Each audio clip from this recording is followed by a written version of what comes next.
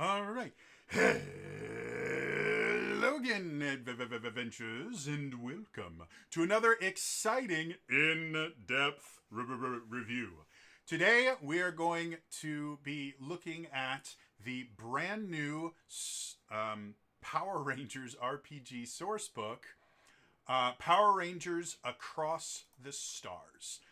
If anyone watched my recent Essence 20 update, I mentioned that this was going to be coming out in June, and technically it still is. However, Renegade has given us a bit of a shadow launch where the PDF is available right now. And if you pre-order the physical book, which again, to my knowledge, isn't going to be out until June, you can actually get the PDF for free. And get it immediately, which is what I did. So, super excited about this. However, my in-depth reviews are exactly that. They are in-depth. And what I mean by that is I'm going to go through this book page by page, chapter by chapter. I'm going to talk about the things I like, talk about the things that I don't like, talk about the things that they did well, talk about the things that I think they need to improve on. So, for anyone that is not quite familiar with the in-depth review, it's going to be pretty in-depth.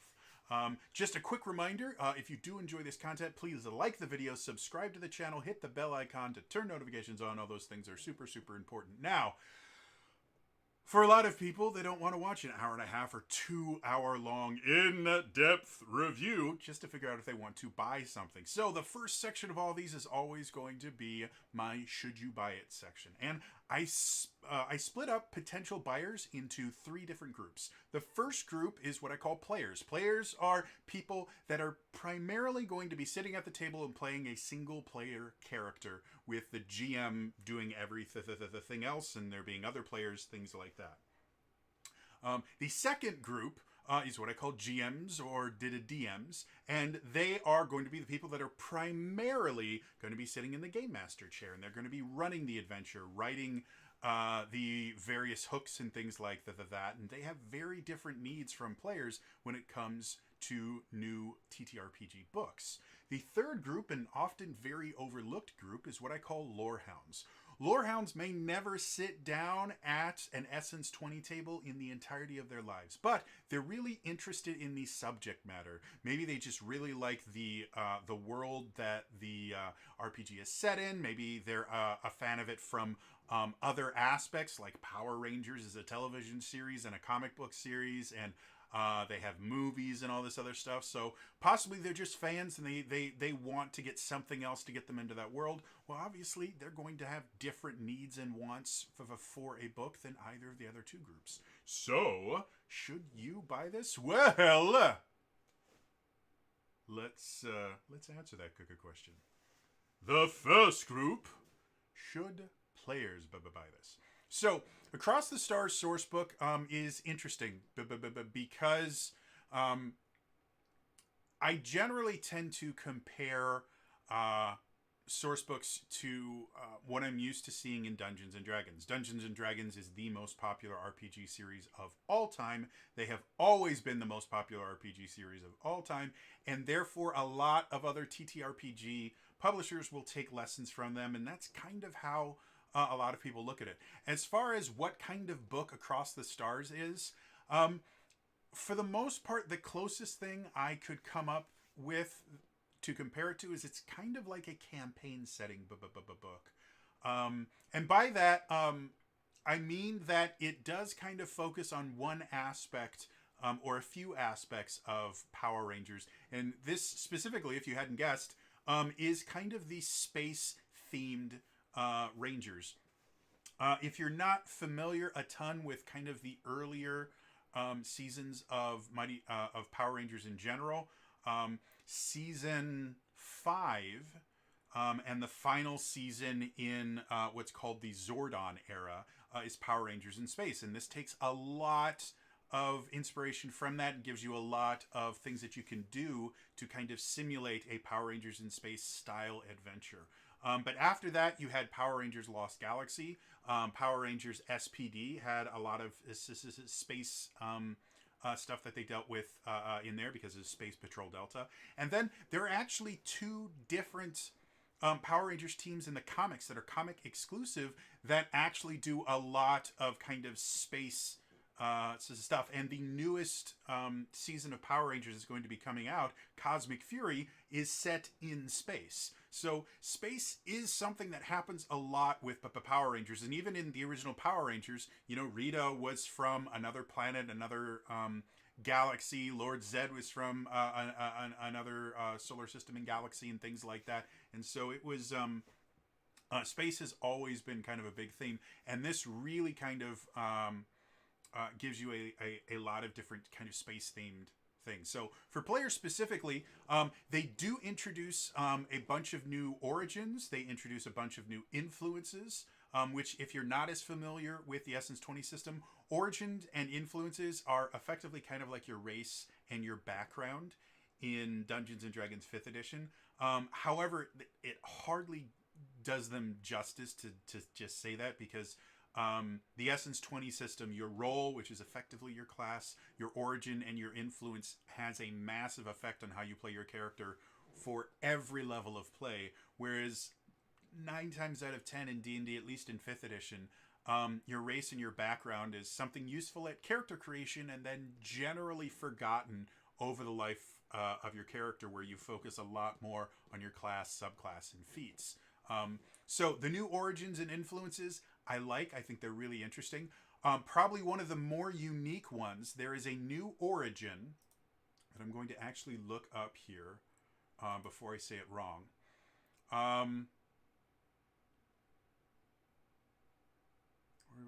Is it origin or is it influence? Hold up, please. I have to see which one is which here. Anyway, there is a new... I thought it was an origin. I literally just read this book. I don't know why this is so hard. There we go.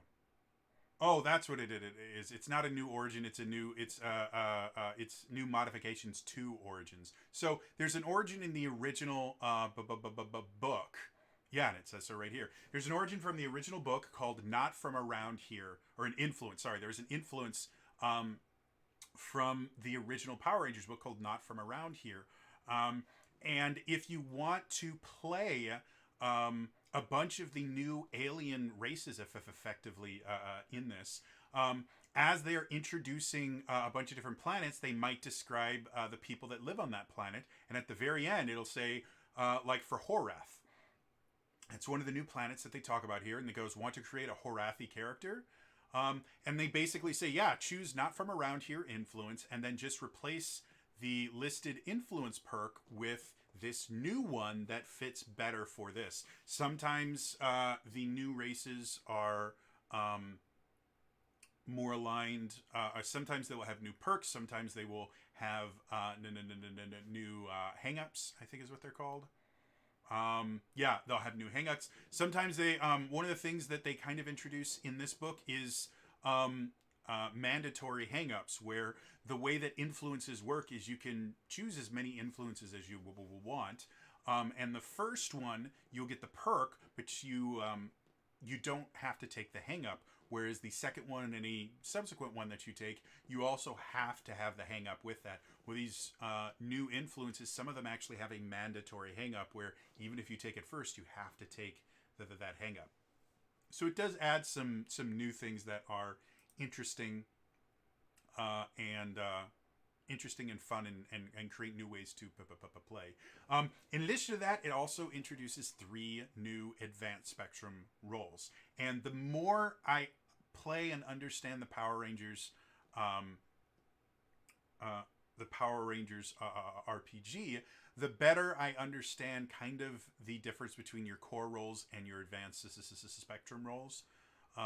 The advanced spectrum roles are generally a little bit more powerful at low levels than the core spectrum roles.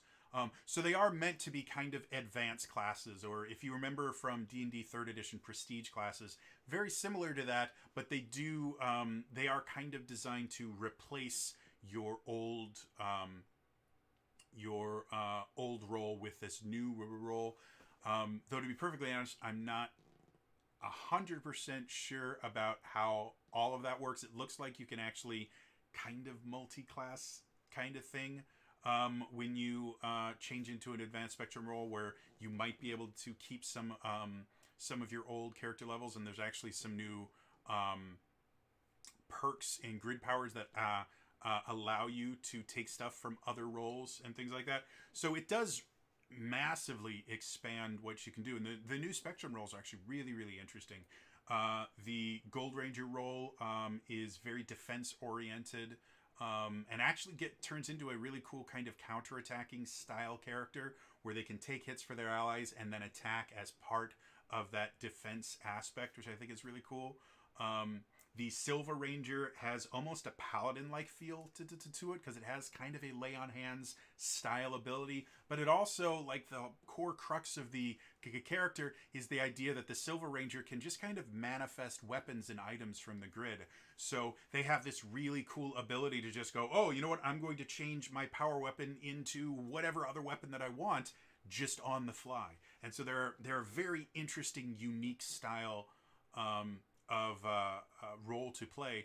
And then the final role is the Phantom Ranger role, which they actually create a really, really interesting amount of lore to explain exactly what the Phantom Ranger is. And the Phantom Ranger is no longer a singular character, which in the television series, it was introduced during Turbo, and was actually a kind of interesting character that really never got their plot fully developed, because when they went into space, they had some ideas for using it, and then they had to drop them because the direction of the show changed. The comics actually went back and created an origin story and kind of explained it, and this book actually modifies that origin story a little bit and creates an entire Phantom Ranger kind of core. The character itself is very much a kind of stealth-based character, but I wouldn't go as far as to call it like a rogue knockoff from like your normal fantasy RPGs, because there are some very interesting abilities it has, including the ability to kind of mix its grid power and health point pool into a singular pool, so it effectively can use its health as, you know, energy to power some of its abilities, which turns it into a very interesting character to play. All three of them I think is really cool. Obviously, we'll go into more details when we actually go through the in-depth part of that. And then, again, I mentioned that there's new perks and grid powers. They add a bunch of new weapons. They actually add a new... they actually add a few new traits for weapons. One of the ones I'm most excited about, they add a defender trait. So you can have shields and things like that. If you watched my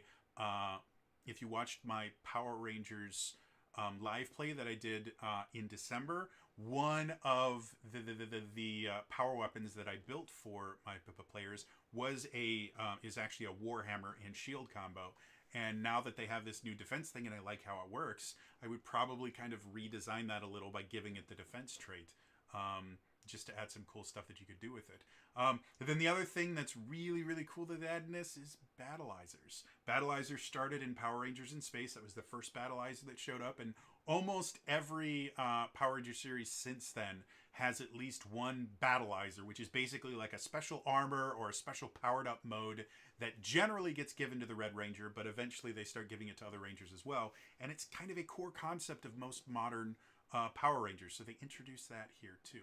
So overall, there is so much here for players to get, that if you're a fan of Power Rangers and you want to be playing the RPG, then this is a definite recommendation for me. The physical book is $55. I tried to figure out if there was a way to get free shipping, like if you bought a certain amount. There may be, and I just missed it, but because I am very, very poor, I just bought the book on its own. I had to pay for shipping, and that jumped. I think shipping for me was an extra $12. So it does make this one of the more expensive books when you factor in shipping. But if you pre-order it, and generally after it launches, they give a couple weeks where if you buy the physical copy, you get the PDF for free. I recommend, at least for players, I recommend definitely pick up this book if you're interested in the Power Rangers RPG. It smooths over a few of the rough edges from the original book. It adds some new traits and things like that that I think make the game a little bit more interesting. The advanced spectrum rolls are really, really cool. The new perks and grid powers are cool.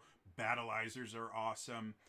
Just everything about it. And again, the new origins and influences are really, really great.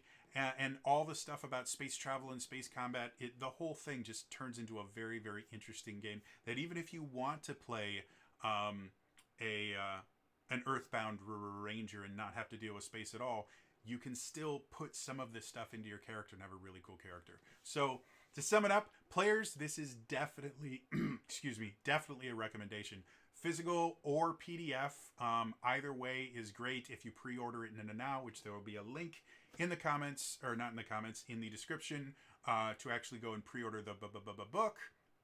You get the PDF for free, and you get the PDF immediately if you pre-order, so that's always fun. Moving on.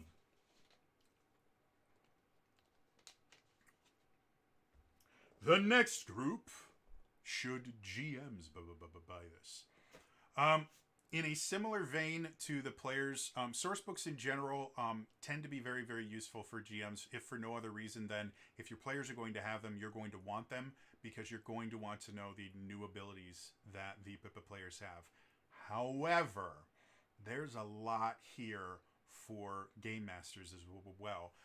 The first chapter of the book is called Welcome to the Universe. And it's got a lot of lore and stuff in there, but one of the it actually has two new kind of systems that they introduce, which are space travel and space combat.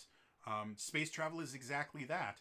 If you're going to be having players that are in space and have to travel between planets and sometimes between galaxies, there are now rules for how that works, and they actually have different speeds as well. Like you can all the way up to faster than light, greater than faster light travel, all the way down to sub light speed stuff, and each one has different ways you can do it. And when they do travel in space, they have a bunch of different encounters that can basically happen depending on how well they make their astronav test.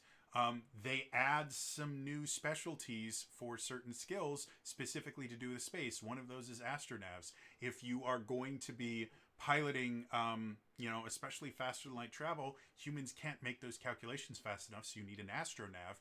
And the astronav skill is basically just how good you are interacting with an artificial intelligence astronav. And depending on how well you do on that roll, will change how many different complications might show up. And they have a bunch of different things that can happen. You might get ambushed by enemies. You might have to deal with an asteroid belt or other things. Like, it's really, really interesting, and it allows for the actual journey between locations to be just as exciting as when you're on a planet or when you're doing scenes at your chosen destination. And that's something that I don't think D&D 5th edition does anywhere near as well. They've been trying to get better at it, but they just don't do kind of travel as well as a lot of other RPGs. And for this one in particular, I think it works really well. I also mention this all the time, but if you understand the idea of templating, which is basically looking at something and stripping out kind of the specifics and just looking at the overall structure of it, you can use this space travel structure for a lot of different travel style things. So if you don't want to be in space, but maybe instead of just being based in Angel Grove or something, you want your Power Rangers to be a little bit more of worldwide, then you could use the space travel rules for traveling between countries or things like that. It's not 100% translatable, but it's something that you could definitely use for inspiration. And then the space combat is exactly that, fighting in 0G, dealing with inertia and momentum, things like that. It's really cool. And then also they have an entire section of all these different planets and stuff that you might travel to, which for a GM is really, really useful. And again, even if you're not using the standard stuff here, like you've made up all your own lore. Your players don't live in Angel Grove; they live in your own custom city that you created, and you're not going to use any of the planets. You're going to create your own planets and things like that. These are still really, really useful, if for no other reason than, again, they give you ideas of, okay, well, this is one kind of planet, and this is how that planet interacts with the other ones and how it fits into the lore. All of these can be very useful. And as I mentioned in the player section, quite a few of the planets, the native species to that planet, like Aquitar, they will have a little blurb that goes, hey, if you want to play an Aquitar Ranger, then this is what you need to do to change the not from around here influence, so that you can kind of reflect the unique aspects of being an alien ranger effectively. So yeah, overall that stuff is cool. The new equipment and vehicle and Zords and all that stuff, I think, at least from how I ran it, I created the power weapons and stuff like that for the players, with the players. So I would go, hey, what kind of weapon were you thinking for your power weapon? And we had a conversation. And then after we kind of talked about the things that they're interested in, I actually designed them and built them into the game. And just the sheer amount of extra things that you can add in, and create interesting items and Zords and other things like that is just really, really cool. So yeah, and then the last section is called the last chapter is called Friends and Foes, and they actually have another thing that I think is really interesting, which is basically a contact system. They list a couple, or quite a few actually, characters from Power Rangers like Andros, or the Magna Defender. And basically what they've designed is a system where if you meet a famous ranger or something, if you become friends with them, you can actually call on this contact for a boost in a scene somewhere. And they have specific rules about how all that works. So again, if you don't want to use the written lore, which at least for Power Rangers, I don't think it's as common as it is for something like D&D, where a lot of dungeon masters, at least ones that I know, absolutely refuse to use pre-written campaigns settings, and they always create their own. For Power Rangers, because it's a fan thing, I think a lot more people are going to want to use the pre-written lore, or at least some of it. But even if you don't want to, again, looking and templating this system is a very Power Rangers thing to do. Like, crossover episodes happen in almost every season after Power Rangers in Space. So there was, I think the first big crossover episode was in Lost Galaxy. And then crossover episodes happen a lot. In Super Sentai, they regularly have characters from other franchises, like the Metal Hero franchise will show up, or the Space Sheriff franchise will just show up for a session or two. Having them be able to make really powerful friends that exist in your world but aren't specifically there is really cool and fun. And then the end of the Friends and Foes section is a bunch of new threats that they now organize into minions, solo monsters, which are kind of your monsters of the week, leaders, which are kind of your repeatable monsters like Goldar or Scorpina would be considered leaders, and then villains, which are things like Astronema or Divatox, the big baddies of the seasons. And then the final part at the very end is an entire chapter dedicated to the Psycho Rangers. And it's amazing and awesome. So overall, do I recommend this to DMs? I cannot. Or GMs, I cannot recommend this enough. It is a brilliant book. There are a few typos that I've found in it, but other than some typos, I don't really have the problems that I've had with some of the other books where I'm like, you know what, this really isn't great. Like The Adventures in Angel Grove, that chapter 2 section where I'm just like, this is flirting with stuff that we really don't want to be messing with and is going to cause people to get upset. There's nothing like that in here. Almost everything I saw in here, I'm like, hey, I really like this. I think it's really interesting and fun.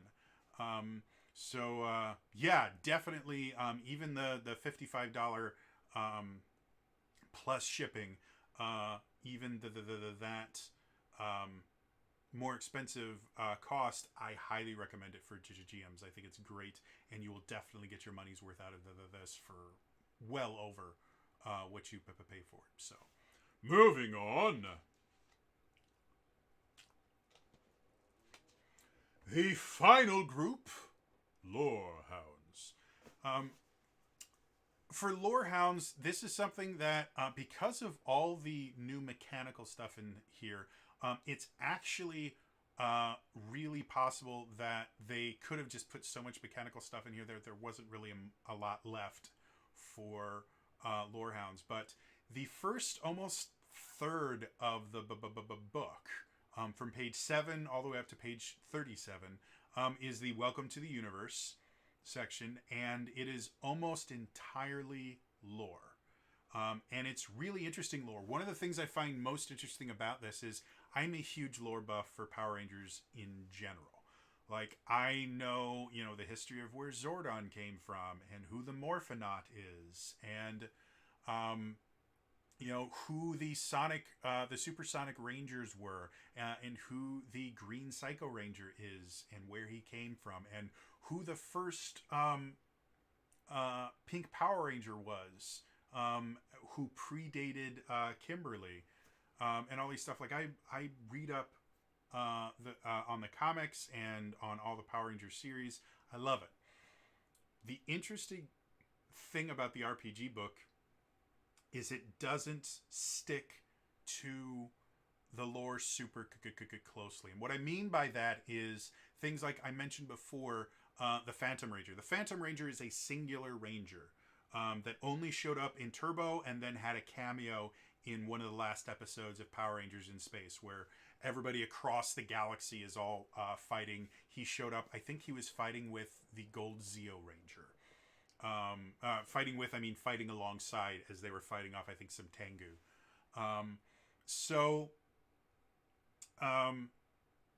It is a singular character, and the comic books actually expand and kind of explain where the character came from, and it's actually an interesting origin story.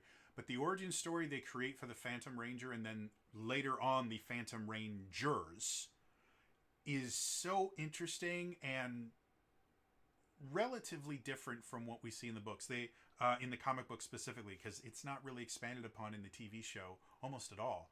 And so the massive amount of rewrites, if you are kind of a purist for lore, you might get a little bit annoyed that they do change a lot of things from the comics and a few things from the television series to kind of fit into this version of Power Rangers. But I'm actually more impressed. And again, especially if you're a Lorehound, that means if you're already familiar with the lore, this is going to be new to you because it's not the same. They have a really interesting explanation for who the first Power Rangers ever in existence were and where they came from. Without giving away too many spoilers, they actually tie it into the history of the Phantom Rangers and things like that. And they do tie it into some of the comic book stuff, but not all of it. So it's really interesting. And they do that for just about everything, where they're not really beholden to the established lore. They kind of rewrite things. And again, if you're a purist, you're like, no, I only want it. You can go with the normal lore. There's nothing stopping you from that. But this gives you a different option. This is effectively a different dimension of Power Rangers than the one the people that watch the TV series are going to be familiar with, which is already something that happens constantly. Like Power Rangers Dino Charge is in a separate dimension. Power Rangers RPM is in a separate dimension, and those are official TV shows. The movies are considered a separate dimension. All the different comic books and things like that are all considered separate dimensions. The Shattered Grid storyline kind of dealt with different dimensions in the comic book run. So it's not that this is completely unprecedented or anything like that. And I like it. It makes the lore fit with the mechanics. And again, that's something that I really, really believe is an essential thing of any tabletop RPG, is the lore should influence the mechanics in some way. And because the mechanics are the way that they are, changing the lore so that they are still an influence on the mechanics makes sense. And it's actually really fun. After that chapter, they still have a relatively large amount of lore in there. Each of the new advanced spectrum roles has probably about half a page of lore for that spectrum. That's kind of interesting. Each of the new introductions and origins are very lore filled in general. The new perks and grid powers and things like that have some lore tied to them. The new skills and specializations for skills have lore tied to them. And then the friends and foes section, again, tons and tons and tons of lore, though not quite as much as I would have liked. Again, they have little descriptions of the different monsters, but I would have liked something a little bit more akin to like the D&D Monster Manual, where you'll have maybe a few paragraphs, or maybe for some of the bigger ones, maybe a whole half a page of lore, sometimes more than a page. And they don't really do that here, but this also isn't a monster manual. Perhaps when the new Finster book comes out, they will put more lore into that. And then obviously the entire Psycho Ranger section is really, really awesome. And Psycho Rangers actually, they expand on the lore of the Psycho Rangers themselves. They give them their own kind of mega spaceship thing that they travel around in, so that the Psycho Rangers can be kind of a recurring threat style characters. Like, it's just awesome. So, do I recommend this for Lorehounds? Yes. I think the $55 plus shipping might be a little bit hesitant inducing for some people, because it is kind of a big chunk of change. The PDF itself, if I remember correctly, is in like the upper 30s or 40s. So you would save a little bit money if you bought just the PDF. However, I think there's enough here, and it's nice to be able to read a physical copy of a book if you really are into the lore, that I don't think the $55 plus shipping is too much for the amount of stuff that you'll get in here. There's a decent amount, but it is, this is not entirely a lore focused book. So if you're not 100% sure, I would say bare minimum get the PDF. If you're a fan of Power Rangers in general, you might just want to go with the hardcover, because it's a great book. It looks real pretty. I haven't gotten my hardcover. I won't get it for a few months, but I will be very happy when my hardcover comes in. Moving on. So overall, again, my recommendations for players, definitely get this. The new character options and everything are great. For GMs, definitely get this. The new systems that they add in here will give you a lot more tools to put in your toolbox, and you're going to want to know what your players are going to be doing with these new advanced spectrum roles and your new skills, perks, and grid powers. And then for Lorehounds, I recommend getting it. If money's a little bit tight, stick with just the PDF, but I think the hardcover is worth it if you could afford it. So, that is the first part of this in-depth review. If you were only here to figure out if you wanted to purchase this or not, thank you so much for showing up. Again, remember, like, subscribe, turn notifications on. In the comments down below, let me know what you're most excited about in this book. Is it the space travel rules? Is it the new advanced spectrum roles? Is it the new perks and grid powers? Is it battleizers? Let me know in the comments down below. With that being said, it's time to go for the in-depth review. Just a reminder, when I say in-depth, I mean in-depth. I am going to go page by page, chapter by chapter. I'm going to talk about the things that I like, talk about the things that I don't like, talk about the things I think they did well, talk about the things that I think they need to change. These are very, very long, but you should get a very, very good idea of what is in the book and whether or not you want to buy it by the end. So, that being said, let's jump into this. The first section, what is Across the Stars? This is basically your overview. They also call it how to use this book in the table of contents. And it is exactly that. It gives you a brief overview of what each chapter has. It has some recommendations of how to use the book and everything like that. There's some great character art, and that's really it. It is all of 2 pages. So, yeah, nothing really to say about that. Moving on. The first official chapter, Welcome to the Universe. And I've got to say, um, this opening chapter page looks incredible. It has a picture with the Omega Red Ranger and the White Ranger in the center. You have Zordon behind them, and then you have the Yellow Omega Ranger, the Yellow Mighty Morphin Ranger, the Yellow Solar Ranger, the Red Mighty Morphin Power Ranger, the Ranger Slayer, the Pink Ranger, the Purple Solar Ranger, the Black Mighty Morphin Ranger, the Black Omega Ranger, and the Blue Mighty Morphin Ranger, all kind of flying out you with a bunch of colors. It looks amazing. It is really, really just awesome art in general. It might be stolen from one of the comics. One of the things that I've been told in a couple of my other reviews for Power Rangers stuff is they do tend to borrow from the comics a fair amount, which I don't have a problem with. If you've never actually looked at the Boom Studios Power Rangers comics, they are gorgeous. They're really, really amazing. They do variant covers every so often where they'll have like a Forever Blue cover, and it shows every single Blue Ranger that's existed in Power Rangers thus far, and they're always super, super cool. So I'm totally good with that. As far as what is Chapter 1, what starts out with Introduction, Space, Outer Space. And then they talk kind of about, this is how space works and how it relates to Power Rangers and stuff like that.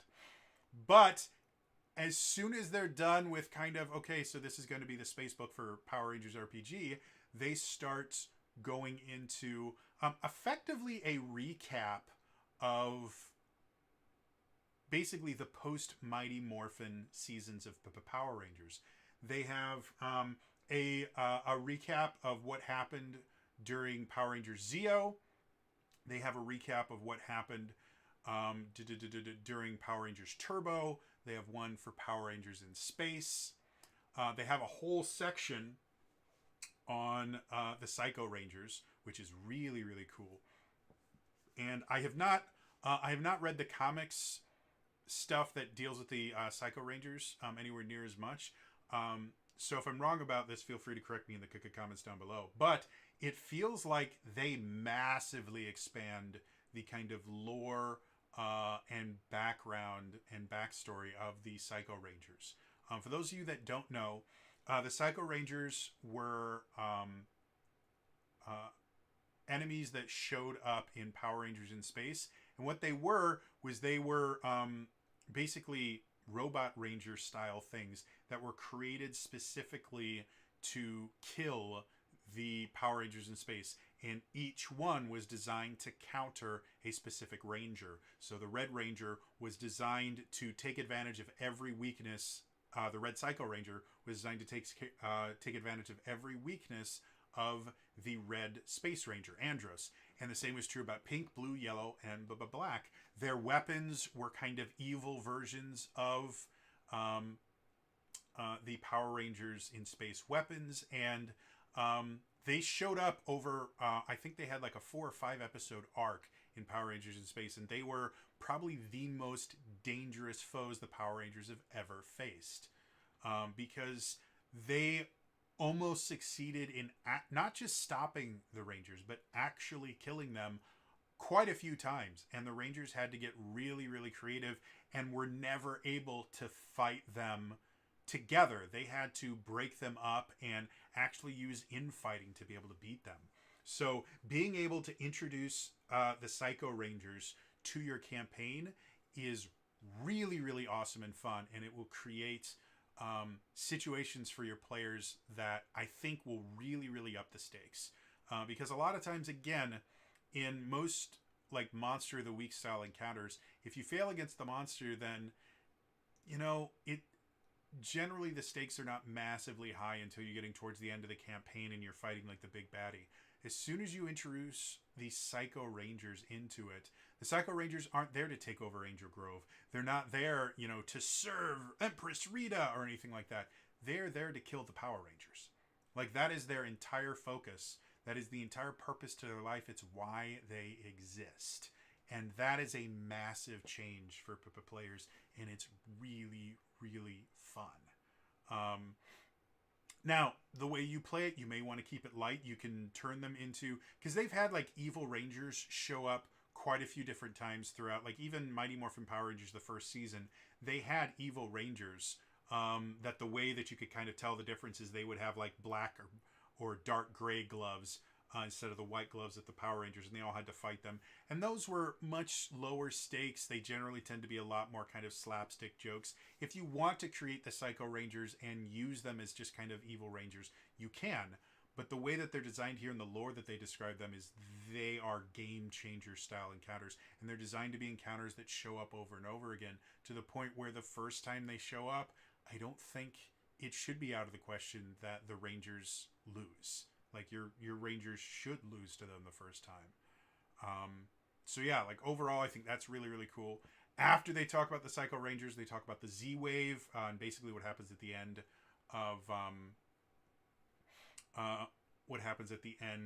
Power Rangers in Space. They have a little section about SPD and kind of the origins of that, because technically SPD, well, when it aired, it happened in the future. I believe SPD was supposed to take place in 2025, so we're very close coming to where we're going to catch up with SPD being current time.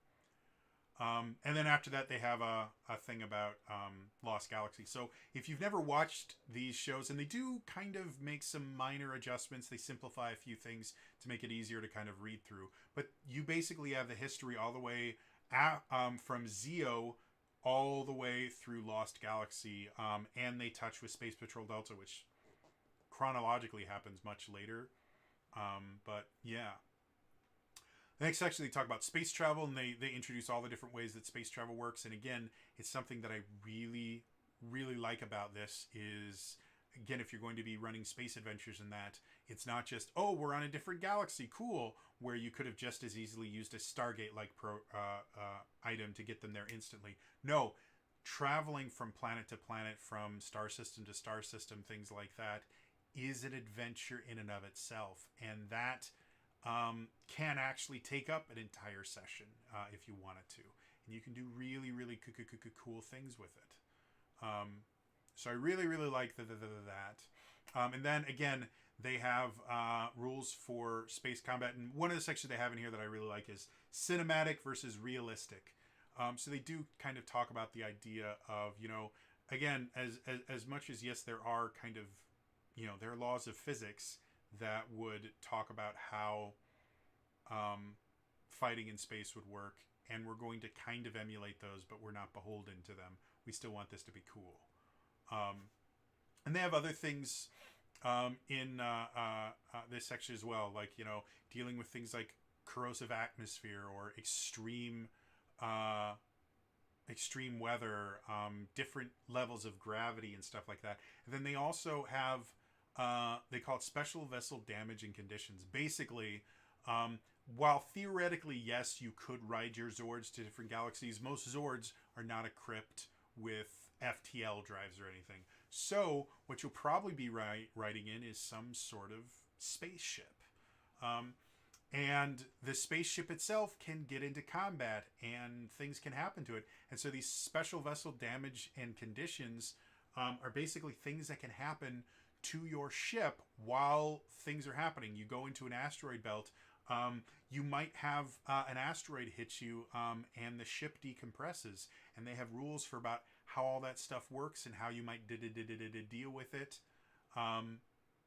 So that in and of itself, again, another thing that adds more to the journey than just, oh, we spent some time, and I really like that.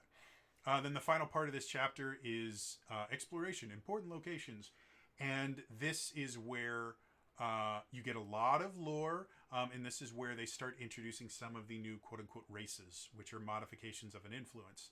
But you have like Aquitar, Breel, Edenoi.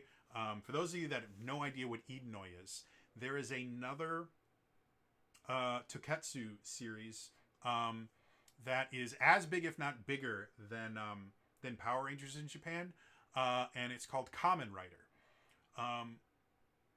after Power Rangers got popular around season 3, Saban decided that they wanted to try and bring Kamen Rider over here. And so they did a backdoor pilot where the Mighty Morphin Power Rangers went to this planet called Edenoi, and they met Lex, who is the current masked rider. And the footage that they used, I think, was Kamen Rider Black, and there was another one. They actually merged 2 different Kamen Riders together to create the footage for a single season. Masked Rider was not great. It leaned really, really heavily into it being aimed at young children. And so they had this weird, dude in a suit called Furbus, who was just a giant kind of cuddly thing that would speak in, baby nonsense language. And there's lots of just weird stuff going on. But Edenoi is where Lex came from, and where kind of masked riders come from. So I thought it was really cool that they added Edenoi in there. And they want to create an Edenite character. So if you wanted to be from Edenoi and play a Power Ranger that basically has similar skills to what Lex had in Masked Rider, you could. And then again, there's just tons and tons and tons of other planets in here that are cool. Like Mercuria, if you're familiar with Power Rangers RPM, their 6th Ranger, or one of their 6th Rangers, was the Mercury Ranger, and he was an alien from the planet Mercuria.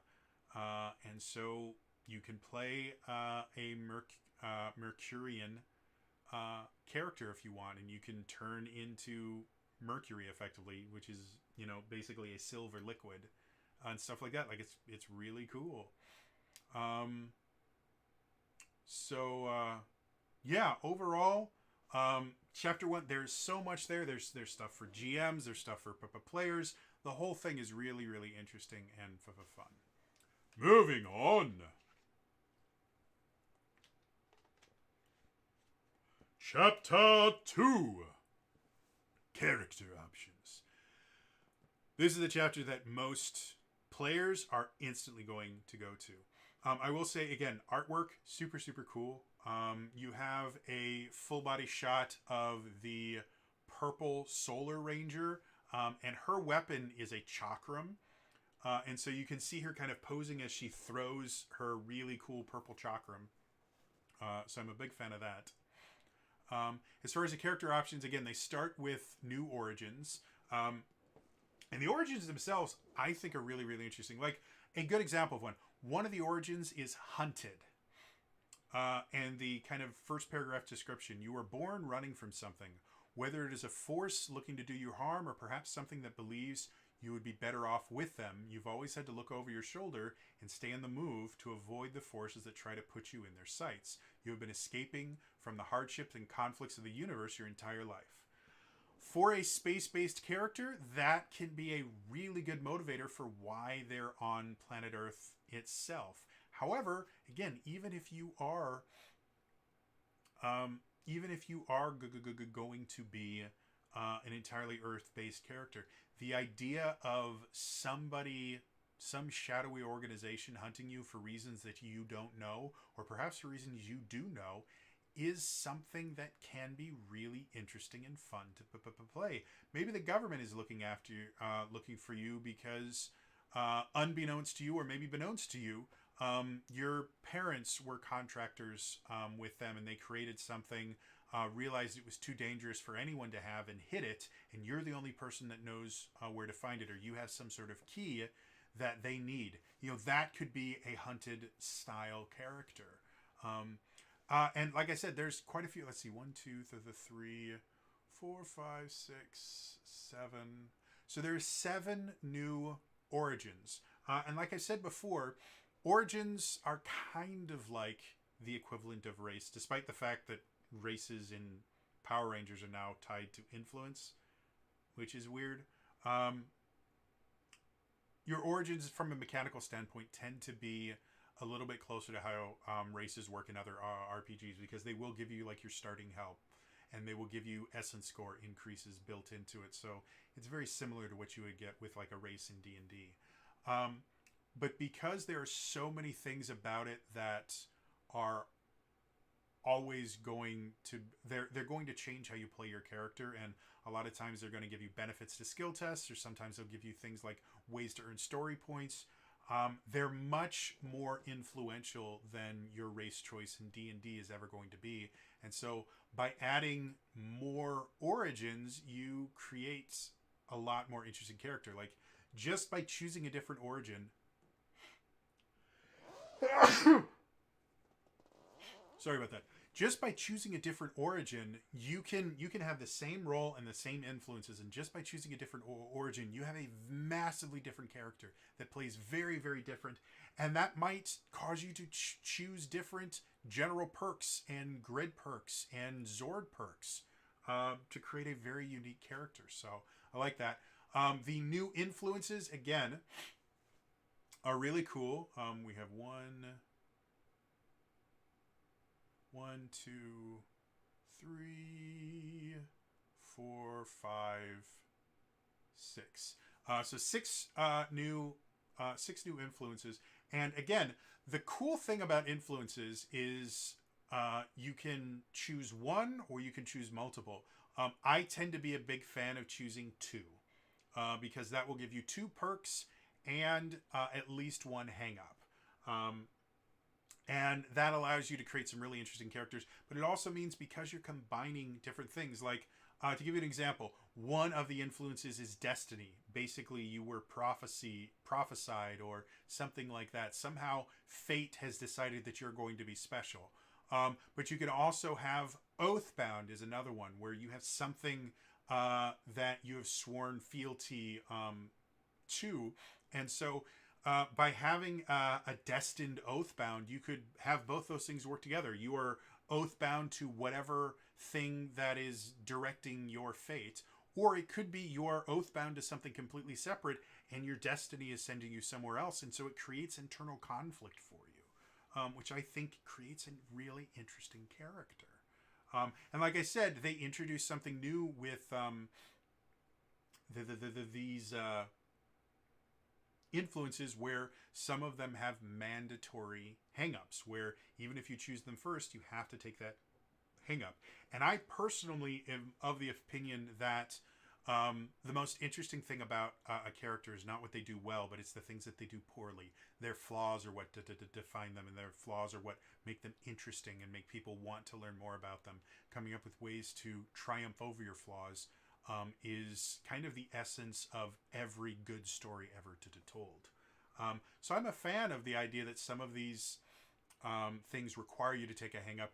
And generally, it also means that the influence perk can be a little bit more powerful because you are forced to take the hang-up as well. So yeah, overall, really, really cool stuff. And then you get to the advanced spectrum roles. And all 3 of them are very, very cool. I'll read the short descriptions that they have of each one, because I think they actually explain them really well.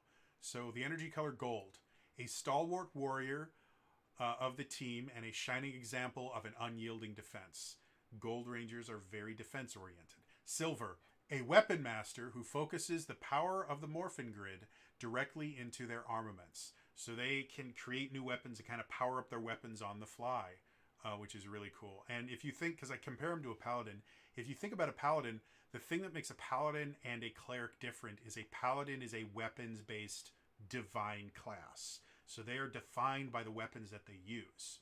And the Silver Ranger is a weapon-focused, grid-based class. So you really do have kind of a cool paladin-style character that you can play. And then the Phantom, a mysterious, stealth-based warrior who serves the Morphin Masters. The Morphin Masters are kind of the essence of the morphing grid, the sentient essence of the morphing grid. And Phantom Rangers are technically supposed to serve them, and they are able to kind of travel through space and time to go where they're needed most, as far as the lore is concerned here, and they're really cool. So looking at the Gold Ranger, the cool thing, like I said, about the Gold Ranger is their kind of defining feature at first level is they get extra defense. And that extra defense gets higher and higher the higher their level gets. But and all the advanced spectrum rangers that they have in here all get their Zords at first level. So that's why I mentioned that they technically are a little bit more powerful than the core rangers, because core rangers don't get their Zord until they reach third level. So starting someone as an advanced spectrum role, you may want to limit a few things to make it so that they don't feel like they're outshining everyone. But they're by no means like overpowered. Like you're never going to have, a player that decides to take on an advanced spectrum role and then everyone else just feels like significantly worse. I think the Gold Ranger is a really good example of that. Is their kind of defining feature at level 2 is what's called Golden Guardian, which is basically if an attack hits an adjacent ally, you can spend a personal power point to basically intercept the attack. And there's some rules about how it works that I'm not going to reveal here because I want you to go get the book. But that really does define how the Gold Ranger works. Is they're constantly trying to support the team by just taking damage for them. And they get other things that allow them to be this really cool kind of defense-oriented character. And eventually they get, at 9th level, they get this thing called Counter-Strike, where when they use that Golden Guardian, in addition to intercepting the attack and taking the damage for their teammates, they get to attack back. So that changes the character entirely from an almost purely defensive thing where your big choice is going to be, okay, where am I going to have the best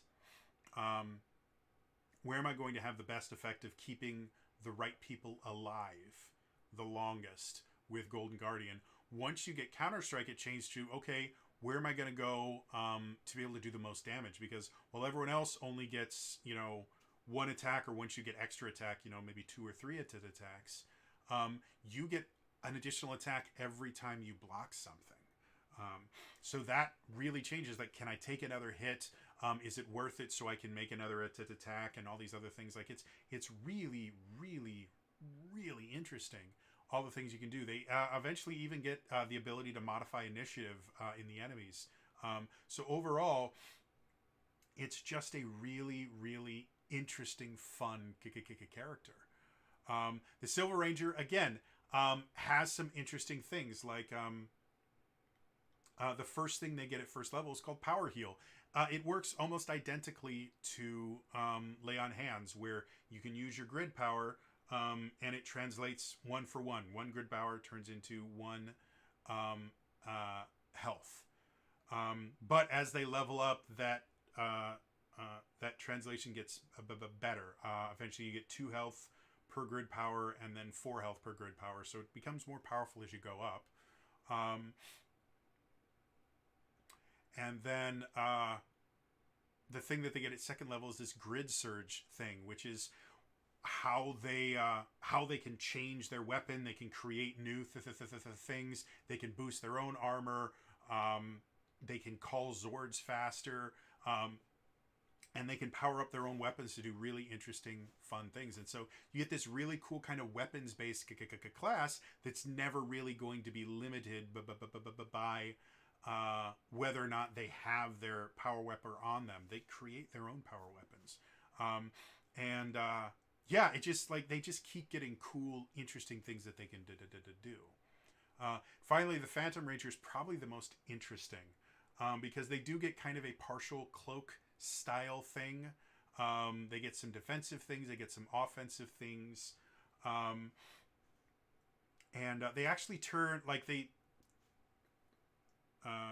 full disclosure, they have a few things that kind of remind me of some subclasses of monk that I wish existed in 5th edition that you can make by combining a couple different feats, but they do have kind of like a hit and run style ability where they can go in and out of combat really quick. They get teleportation abilities. Like, it's a really, really interesting thing. And like I said, eventually they get this thing where their health pool and their grid power pool, whenever they morph, get put together, and so they just have this one combined pool that they can use. So effectively, the Phantom Ranger kind of has almost a Dark Knight style ability where you can use your own life force to fuel some of your powers. And I love that. I think it's really, really interesting. And I love how they do it here. So, yeah. And then the final thing, they talk about expanding skills for space. So they basically just show a bunch of new specializations that are specifically designed for this. One of the new specializations is you can specialize in battleizer. Different battlizers will give you different things. Like some battlizers give you like new guns, and you might use your targeting for that. But while other ones just make you stronger, so it might be something that you use might for. You might use finesse for it. So battleizer shows up as a specialization in like 4 or 5 different, or 3 or 4 different places, and then a bunch of other things that are just kind of space themed. So overall, I like that. I'm a big fan of the battleizer stuff. Yeah, like overall, the new specializations just make sense. And again, the thing with specializations in Essence 20 is there isn't a defined list. If you want your Power Ranger to special, like to give you an example, one of my players in my mini campaign I ran in December was Dale Kingsmill, who's amazing and wonderful. If you don't subscribe to her YouTube channel, I believe it's still Monarch's Factory. If you don't subscribe to her YouTube channel, you are missing out because she makes amazing content. But the character that she played, we decided that we wanted to give her a specialization in culture. And we just thought because she was a journalism student and she was kind of in academics a lot and very much into academia, we decided to give her a specialization in effectively bureaucracy and just understanding where, what forms you're supposed to do, and just kind of reading a situation, knowing, okay, who are the real people I have to talk to as opposed to the people that think they're in charge. And we just kind of created this specialization for her that worked really well. So understand the new specializations they introduce here are example specializations. You can have any specialization you want, but the examples that they give here are really, really good to be able to understand better how to interact with a lot of this new stuff. And then the next section, I think the final section, I keep calling it the final section, and it's never the final section. This is the actual final section, is the perks and grid powers section. And they introduce 2 new kinds of perks. They have what are called form perks and then battleizer perks. And what they are, form perks, and they basically kind of retroactively put, there was a perk that gave you ninja powers. And in the original book. And I thought it was really interesting the thing to do, because it kind of changed how morphing worked for you personally. Now they have a bunch of different form perks. And the kind of rules that you have is, the way that form perks work is when you morph, you can choose to activate a specific form, and it will give you different things that work. Most of them require you to spend some personal power in order to use that form. Like the first form that they show here is the light speed response, basically light speed rescue. If you wanted to effectively be more like the light speed rescue team, you would use the light speed response form. And it is very much kind of a first responder themed form, because that's what light speed rescue was. Like the Red Ranger was a firefighter, the Pink Ranger was an EMT, the Green Ranger basically was pararescue.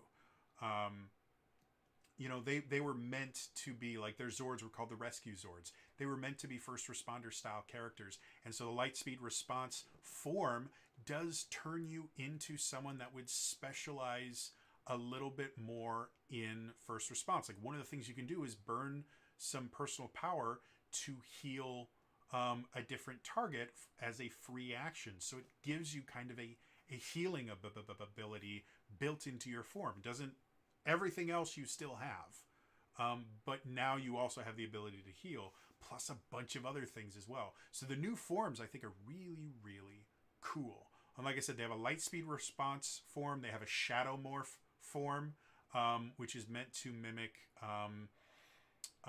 the Shadow Ranger from SPD, which was the leader of SPD's Doggy Kruger.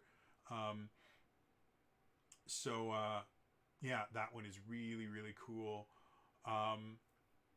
Let's see, they have a turbo form if you want to have like shifted to turbo. They have a supersonic form, which is meant to emulate in, what was it called? It's Gokaiger. Super Mega Force. There we go. Super Mega Force, because it was based on Sentai Gokaiger, which was a celebration of all the Super Sentai series. Some of the forms that the Gokaigers change into were from Rangers that never or were from Sentai teams that were never translated into Power Rangers. And so they did their best to just basically avoid all of the ones that they hadn't used. But one that they decided that they wanted to do, they called it their supersonic form. And I believe, I want to say that form was Bioman, which was this season before Zyuranger, which turned into Mighty Morphin Power Rangers. But it might have been one of the earlier ones. But anyway, so they went and they called this their supersonic form, and then the comics went and expanded that there was actually a supersonic Power Rangers team, and that's where the first Psycho Ranger was born and all this stuff. So they have a supersonic form, and stuff like that. So I'm a big fan of that. And then, like I said, the other thing that they have here is they have a perk called Battleizer Access. And basically what that means is you have a Battleizer. And when we go to the next chapter, they actually list a bunch of different Battleizers. And again, you can make your own. But Battleizers are such a big part of modern Power Rangers that it's super cool that they added them, and the way that they added them is really interesting, and they have mechanical benefits and drawbacks. Because one of the things that some people get kind of annoyed about with Battleizers is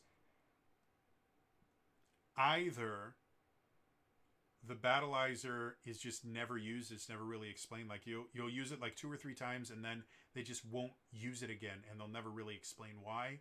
Or the Battleizer becomes something that is always used. Like there's never a reason why it's not used. The Phoenix Ranger Battleizer in Mystic Force was just constantly being used. Once they introduced it, 9 times out of 10, if it was a ground battle and the Red Ranger was involved, he was going to go Phoenix mode. And so it's one of those things where it's so powerful that there's no reason they should never not use it. Especially as the monsters get more and more powerful as the season goes on. Well, in here, they actually have drawbacks and limitations in the idea that most of these Battleizers cost personal power points. And those are the things that power all your other abilities. So you have to kind of figure out, do I want to use the Battleizer now? Does it make sense to use the Battleizer now? So yeah, and you can actually get multiple Battleizers if you want. Like you can take the Battleizer Access perk multiple times. It's just each time you have to choose a different Battleizer. But overall, it's really, really cool and interesting that they did that. So yeah.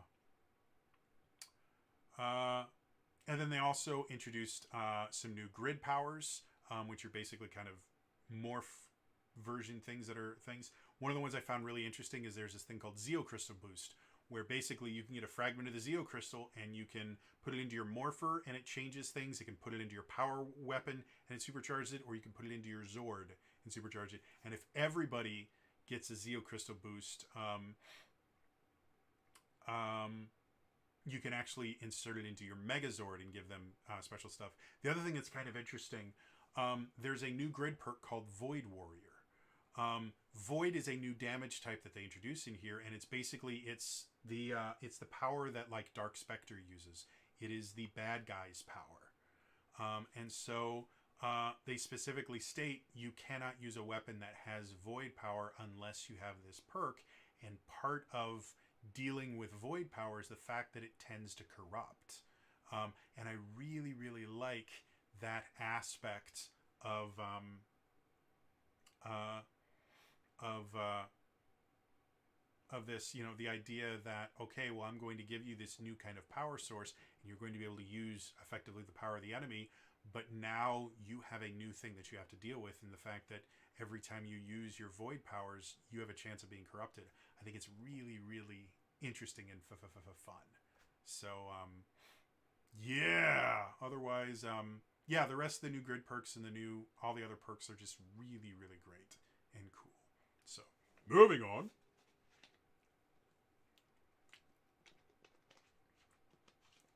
Chapter 3, Tools of the Trade. Again, another really, really awesome piece of artwork. This is the Space Rangers with a bunch of the Psycho Rangers behind them in space. Really, really cool. But this is just a huge list of more weapons that you can use with different alternate effects and stuff. Again, when I actually ran Power Rangers, the thing that surprised me most, and this is about the Essence 20 system in general, the thing that surprised me the most about the Essence 20 system is just how much the weapons you use change how you play your character. Like in D&D, if you use a great sword versus a great axe, the only thing that changes is your damage die. Same is true about, you know, if you're using a rapier or a short sword or a war maul or anything, like all that stuff, the only thing that changes is the damage die, and sometimes whether or not you can dual wield it. There's very little that changes. And a lot of people flavor their weapons just because it doesn't really matter what the weapon is. Weapons in Essence 20 in general are a part of how your character plays. And just by changing the weapon, it will change how you approach situations. Because their alternate effects are really, really interesting, and will definitely make things, will definitely change things. The other thing that's interesting about Essence 20 in general is they have a weapon construction system built into it, where you can modify weapons and upgrade them. That's what it is, weapon upgrade system, where you can upgrade them, so as your character grows, their weapon kind of grows with them, which is really, really cool. And they add a bunch of new descriptors, effects, and traits. So things like they kind of change how combined weapons work. They kind of redefined it. They redefined how light weapons work. But they added a new element, the void element, which has its own thing.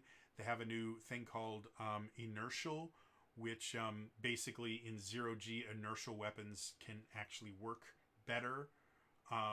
They have an inaccurate trait for weapons, which basically means there are penalties for using it, which means you can have weapons that are more powerful but give it the inaccurate trait to kind of balance things out. And like I said, tons and tons and tons of new weapons and stuff for people to do with. They described some new combined weapons, like the Quadro Blaster, which is the in-space kind of power weapon. You know, in Mighty Morphins go, let's bring it together! Power Axe! Power Belt! You know, all that.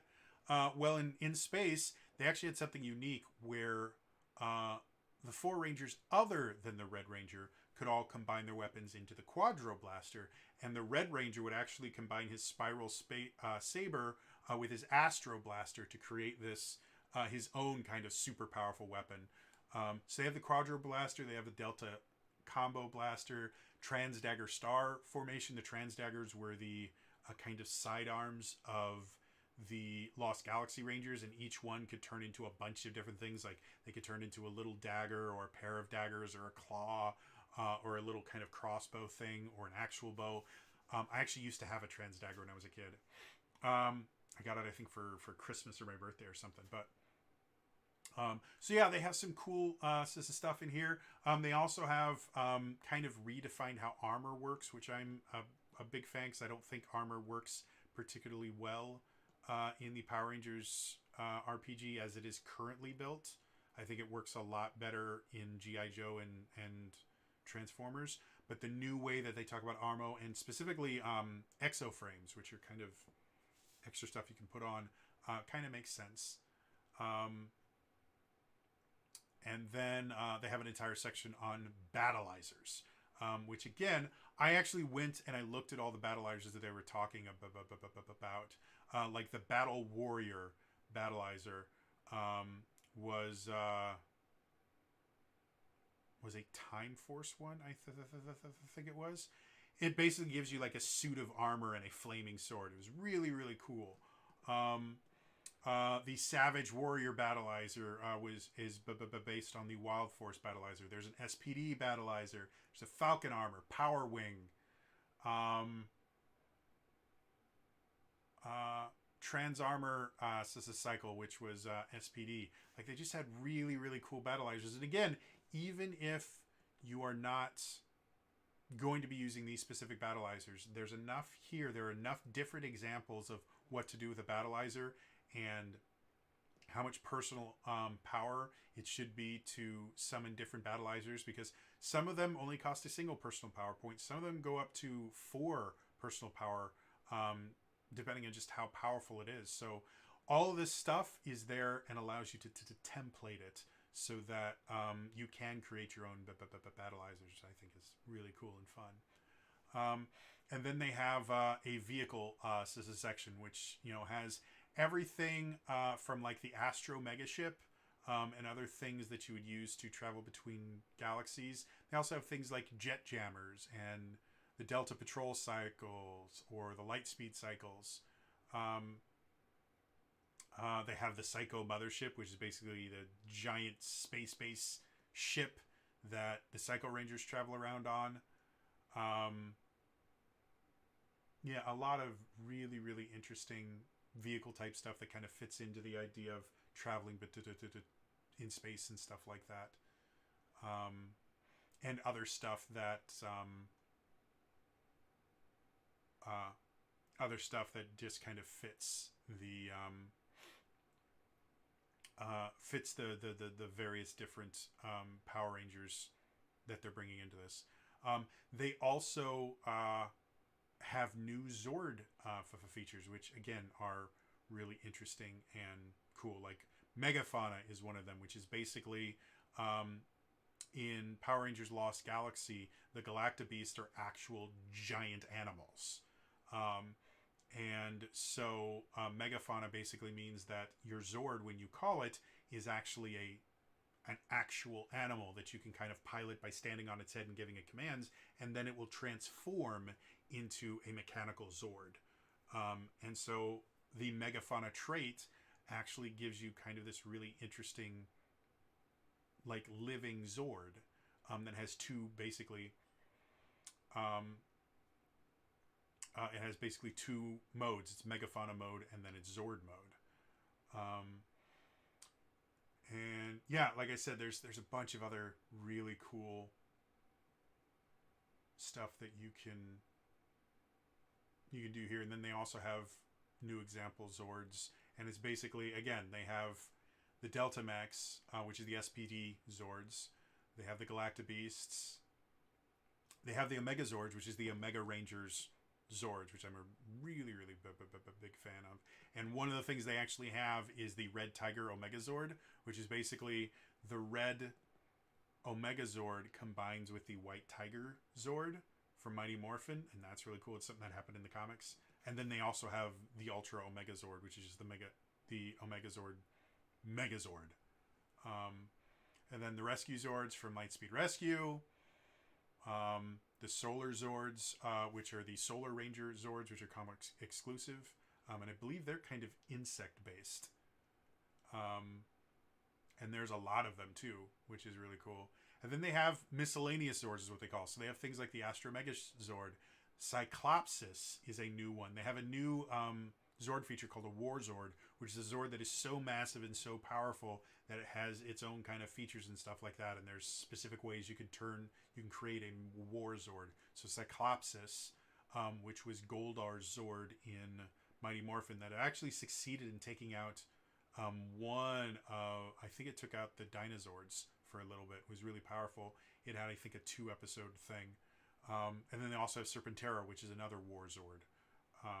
So, yeah, cool stuff there. Moving on. Chapter 4, Friends and Foes. Again, this introduces a new system that I think... I guess so. The first thing they do is they have a chapter called Friends from Star to Star, which basically just introduces a bunch of different allies. Like they have Andros in here. They have Anubis Kruger, who's the head of SPD. They do list like famous rangers like Jason Lee Scott is in here. Cat Max is in here. Magna Defender, Trey of Triforia, Zane, the Silver Space Ranger. However, they also have this new system called the Contacts system, which is basically all the people I just described, they have a contact, or a few of them, not all of them, but a few of them actually have a contact stat. And they actually tell you how to create a contact. And this is that idea that if you make friends, you can use this contact ability to call them in for a scene or a fight or something and get some sort of benefit. And it explains how you can create your own contacts. Yeah, it's really cool. Like they have rules for summoning contacts and things like it's really, really interesting and fun and cool. And I love everything about it.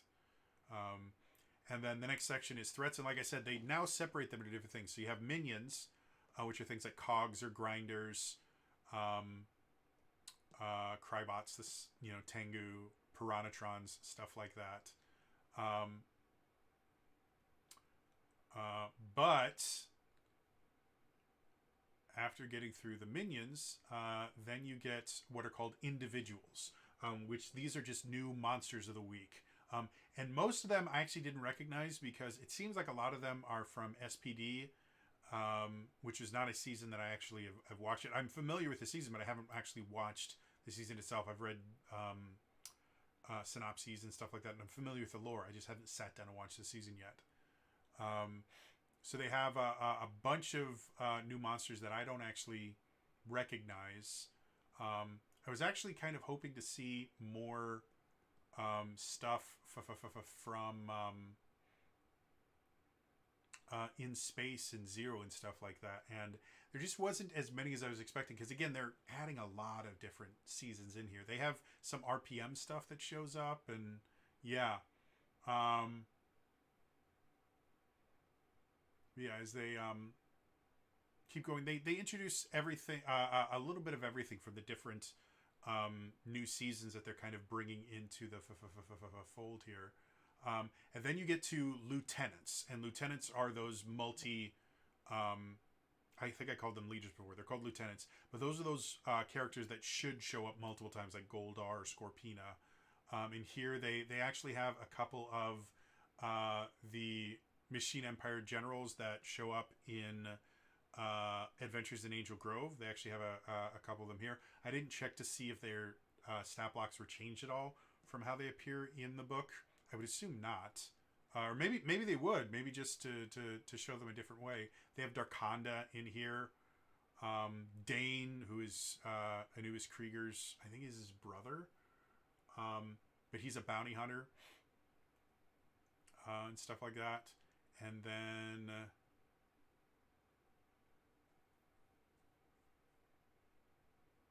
one more, come on. They even have a ranger that went bad in here that I won't reveal who they are, but you can actually fight against a former ranger, which I think is pretty cool.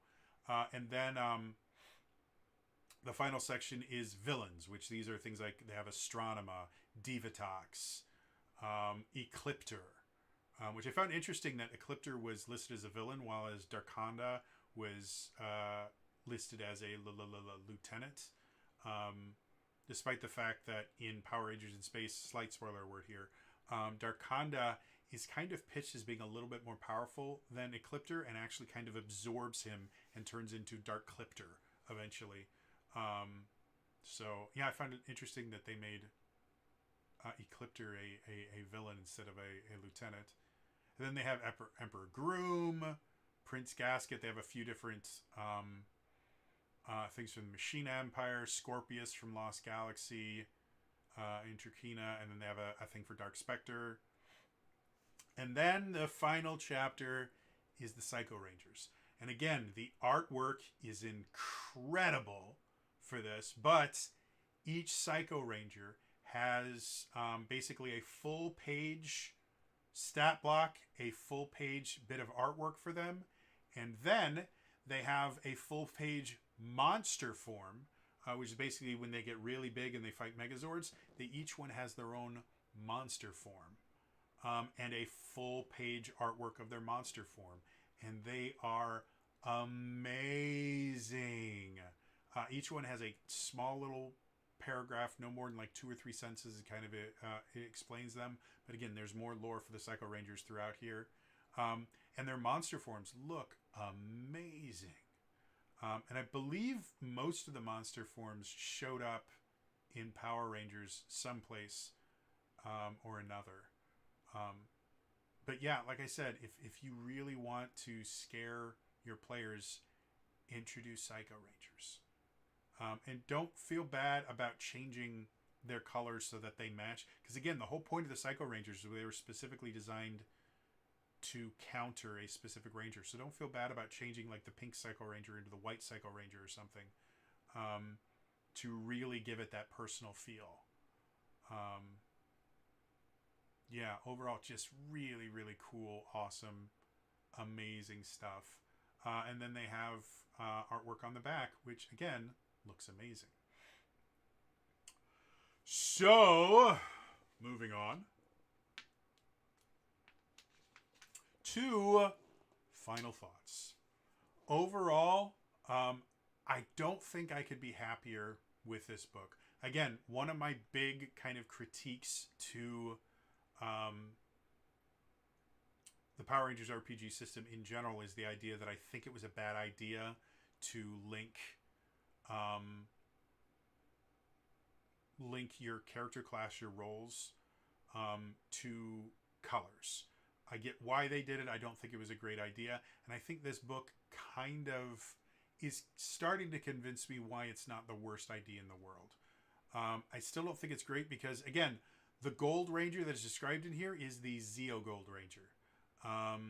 If you look at other Gold Rangers that existed in Power Rangers, like the Samurai Gold Ranger, if you use the Gold Ranger role to try and emulate the Samurai Ranger, the Samurai Gold Ranger, it wouldn't work because the Samurai Gold Ranger is supposed to be massively fast. Like that's their thing, is they can move so fast that the human eye can't track them. And that's kind of the big defining thing for that Gold Ranger. Rangers vary way too much across colors for you to be able to really get away with limiting them to making all the colors work the same way. I'm much more of a fan of just giving kind of a style and then using a ranger as an example of that style. And I still think that rings true here. Like again, the Gold Ranger here, first of all, doesn't super play out like the Gold Ranger in Power Ranger Zeo. The Gold Ranger in Power Ranger Zeo is a bit of a Deus Ex Machina style character, because they're just able to do so much and they're so powerful compared to the Zeo Rangers. So I actually kind of like what they did with the idea that the Gold Ranger actually has like a shield very similar to the Green Ranger shield, which is meant to be defensive. So it makes sense why they did it, but again, it still rubs me a little bit wrong that they're holding it to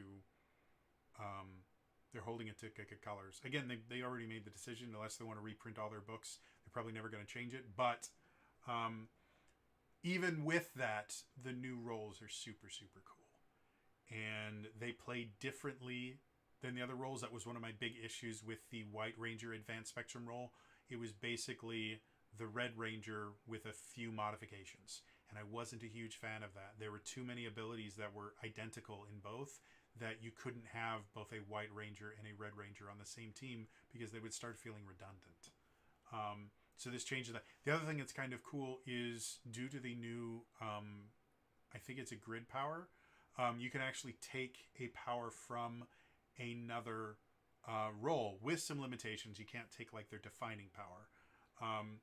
But because of that, you really can kind of customize and make really interesting, unique characters to create some interesting combinations, which I like. The rest of the stuff that's in here, the new equipment, the new Zords, the new threats, and definitely all the Psycho Ranger stuff, I cannot speak highly enough about it. I think it is amazing. This definitely makes the Power Rangers RPG feel significantly more complete. It reads a lot easier than the Power Rangers RPG core book does. Because again, they've been doing this for over a year now. They understand the system better. They understand the pitfalls that they fell into with the first Power Rangers core book. And so the first core book was a good idea. And again, I ran a mini campaign using it and had no problems doing it. So it's not that it was bad or anything, but this really feels like the system has solidified and turned into something really, really good. So hats off to the team that created this. It's really cool. It's really interesting. I cannot wait to play Power Rangers again because everything about this was just awesome and fun. Anyway, that is going to be all for me today. As always, remember to like the video, subscribe to the channel, hit the bell icon, turn notifications on. All those things are super, super important in the comments down below. In addition to the first prompt I get of what are you most excited about in this book, what Ranger team are you most excited about trying to replicate with this? Again, they specifically have tried to give you the ability to replicate In Space, Lost Galaxy, SPD, and a few Zeo, though Zeo was already something that you could kind of do before. But so many of the abilities in here can be used to create a large number of other systems, including because the SPD Rangers had kind of mutant abilities, they have a perk in there that allows you to have basically unmorphed powers. So that really modifies how many different things you can do and how many different kind of Power Rangers teams you can emulate with this. This feels much more open than the original Power Rangers, which is really just let's recreate Mighty Morphin Power Rangers. So, again, my question, what Ranger team would you like to try and emulate with these new abilities and with these new features? Let me know in the comments down below. Otherwise, again, is all for me today. I will see you guys in the next time. All right? Bye-bye.